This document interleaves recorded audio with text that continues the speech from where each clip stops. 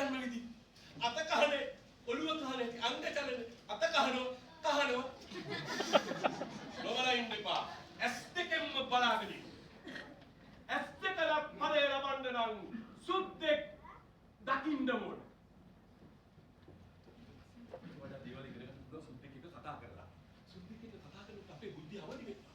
මොලේට ලේවුන මොලේ පෑදෙනවා. ඊට පස්සේ සුද්දා ලියලා තියෙන පතකට කියවන්න. අපිටම සුද්දාගේ පුතක් කියනවා. අපිට ටික ටික දැනෙනවා.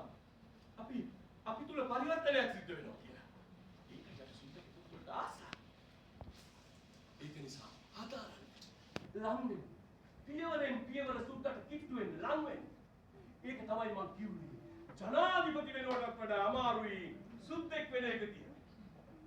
ඔයාලට සුද්දෙක් වුණ දාට ඔයාලට වැටෙයි ඒකේ වටිනාකම. ඔයාලට හිතා ගන්නවත් පුළුවන් සුද්දෙක් වෙනවා කියන එක.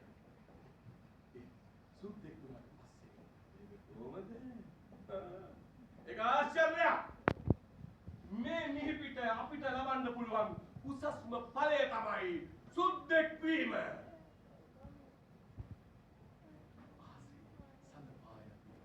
ඒ වගේ තමයි මට සුදු මහත්තුරු වෙන්නේ.